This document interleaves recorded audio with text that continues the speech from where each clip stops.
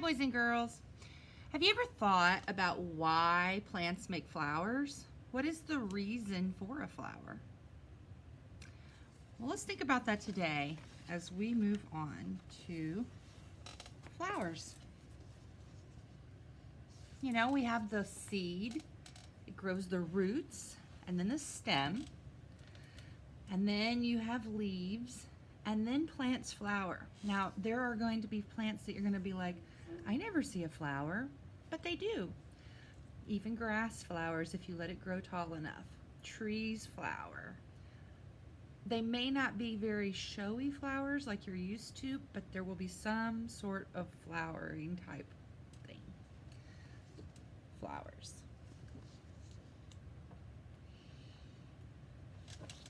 Plants need flowers. Flowers make seeds and fruits for plants. Flowers come in many colors, shapes, and sizes. And these are black-eyed Susans. They're some of my favorite flowers. They grow wild here in Indiana. Flower buds grow from the stem of a plant. The buds open and flowers bloom.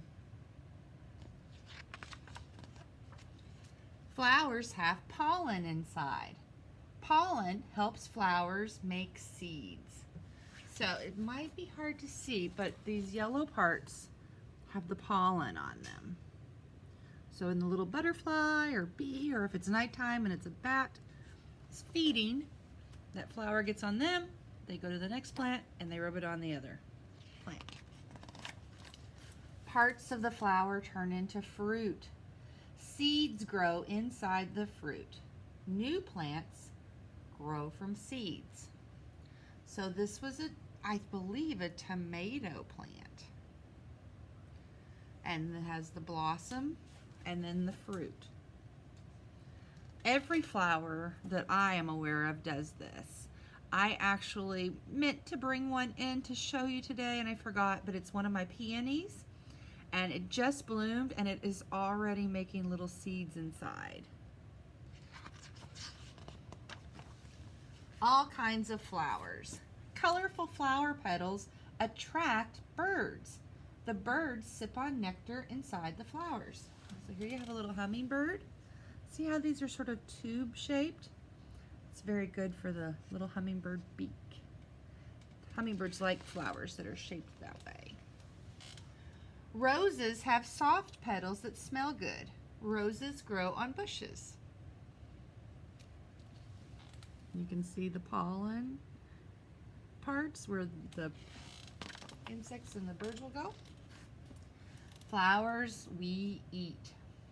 We eat some flowers. Cauliflower is a white flower. We eat it raw or cooked. How many of you like cauliflower? I love cauliflower. Artichokes are flower buds. They make good dips and sauces. They're also really good on pizza.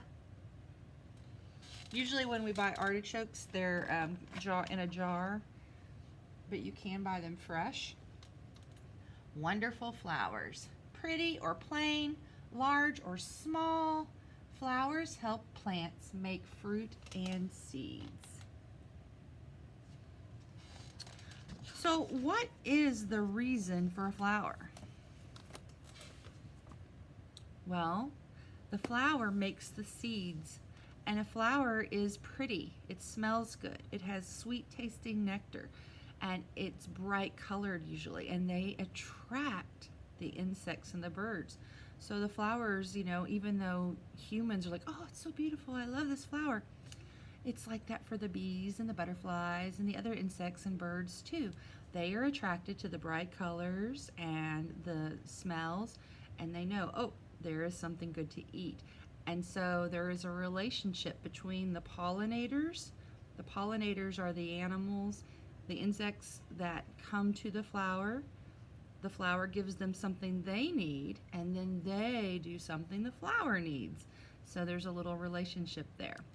Now, they mentioned some flowers that we eat, and I wanted to share with you a flower that we eat: cauliflower. Broccoli is also a flower. Artichokes, and also Brussels sprouts. They're all flowers that we eat. And I'm sure some of you have probably seen that there are even actual pretty looking flowers that you might grow in your gardens that you can eat. Like you can eat violets and you can eat nasturtiums. Now, don't just go eat a flower because some of them might not be good for you. But sometimes people make beautiful salads and they'll sprinkle pretty flowers in it to make it beautiful, but also because you can eat them, which is crazy, isn't it? It's pretty neat. Sunflowers are, huge flowers, and I just saw something where if you pick them before the seeds get hard, you can actually put them in the oven and bake them with seasonings, and you can actually eat the flower head of the sunflower. I was like, well, that's kind of cool. I think I need to try that. Now, what I would like you guys to do today is go find a flower. Now, I am so annoyed because I actually cut some flowers and put them in a vase last night, and I left them at home. So I'm going to use my picture. This is a peony, and if you look at the peony, you can see in the middle where the pollen is. They are very beautiful flowers that have lots of petals, all kinds of petals. You know, when a flower is getting ready to bloom, it's in a bud, and then it opens up and shows all those petals and that center part where the insects and birds will go. And so I'd like you to find a flower today, your flower. You're gonna pick one, right? And it can be a violet from the grassy area. It can be a dandelion.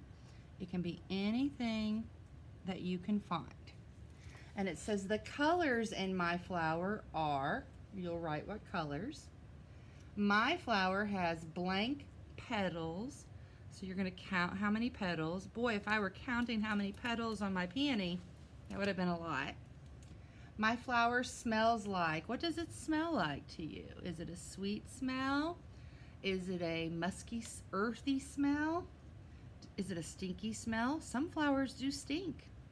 I have a houseplant that if it flowers, it has to go outside because it smells like rotting meat. It's gross, but it's a beautiful plant. So you have this little picture frame. You're going to draw your flower right here. And then down here it says make a pollen print. So you're going to take your flower and see if you can press it against the page and see if any of the pollen will come out. Some flowers, it might not. The pollen might have already blown away or been carried away, or it might be making seeds and those parts are gone. But see if you can press your flower and get a pollen print. Some flowers have lots of pollen in them, and you can see it pretty easily. And then down here it says, what are flowers for? Well, we just talked about that, right? Flowers are there to help make seeds for the plant. As a person, we want to grow up and have children that can carry on and, keep our family alive and moving. And plants are no different. They want to have babies. And so that is what a flower is for.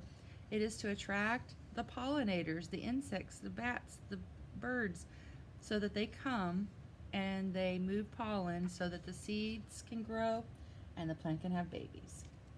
I hope you really do enjoy investigating your flower. Flowers are absolutely the most lovely thing to me. We are very, very lucky that we live on a planet that has so many beautiful things, and I hope you enjoy looking at something so beautiful today, and I will talk to you soon.